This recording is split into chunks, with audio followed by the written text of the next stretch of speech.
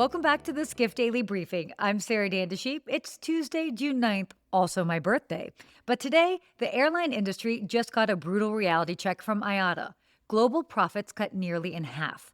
Global travel growth just turned negative for the first time this year, and United CEO still wants to marry American Airlines, but American just keeps saying no. Let's go ahead and get into it.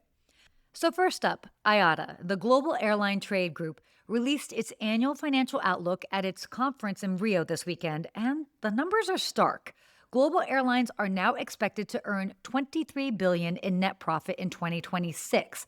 That sounds like a lot until you realize the original forecast was $41 billion, and airlines earned $45 billion last year. So we're looking at roughly half the profit of 2025. IATA's director general put it in a way that really lands. Net profit per passenger is now expected to be just $4.50.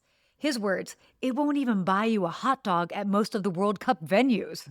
The Middle East is now the only region expected to post an outright loss, $4.3 billion in the red. The Iran war has effectively broken the Gulf hub model, which was built on scale and transfer traffic.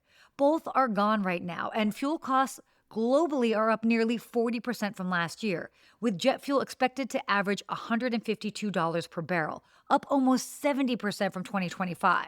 Now, the smaller Gulf carriers, Gulf Air, Oman Air, Kuwait Airlines, are the most exposed. The bigger ones like Emirates and Qatar Airlines have the cash reserves and sovereign backing to absorb the hit, but Kuwait's airport was struck by an Iranian drone just last week, just 2 days after it had reopened.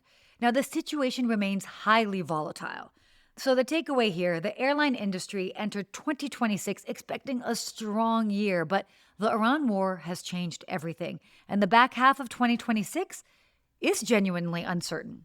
Next, this connects directly. The Skift Travel Health Index just dipped below 100 for the first time this year, hitting 99 in April. That means global travel momentum is now slightly negative. Now, this isn't a collapse, it's a rebalancing, so to speak, but the direction matters. Europe is feeling it most. Nearly every European market tracked by the index declined 4% year over year. Transatlantic demand is softening. Europe to U.S. bookings are down 14%, U.S. to Europe down 7%. Affordability concerns, geopolitical uncertainty, and the general vibe around the U.S. entry policies are all weighing on that corridor. Now, meanwhile, Asia Pacific is the clear winner with a score of 103, the strongest region in the index. Japan led all countries up 9% year over year, and Chinese travelers to Europe are up 28%. Indian travelers are up 9%. The East is gaining what the transatlantic is losing. But what does this ultimately mean? Well, the travel industry is not exactly in a free fall, but it's no longer firing on all cylinders.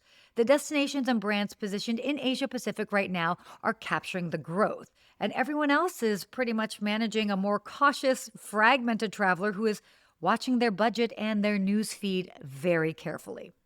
And finally, Scott Kirby just can't quit American Airlines. The United CEO told reporters at the IATA conference this weekend that he still believes a merger with American would actually be good for consumers, and that the only obstacle is American's management team.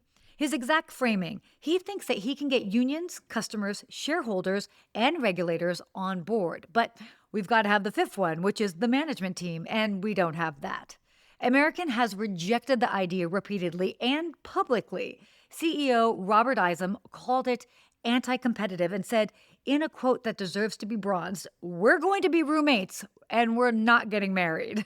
Meanwhile, American is dealing with real internal pressure. Its pilots union has publicly expressed openness to a united deal and issued a vote of no confidence in Isom's leadership. American is trying to pivot to a premium strategy like Delta and United, but it's doing so from a weaker financial position while rivals are raking in record profits. So in a nutshell, Kirby is playing a long game here. He keeps the idea alive publicly, watches American's situation deteriorate, and just waits. Whether American's management ever comes to the table, well, that is a question, but the pressure on them is clearly building. Well, that's it for your Skift Daily Briefing. For more industry news, head to skift.com. And as always, subscribe at skift.com/daily. Thanks so much for listening.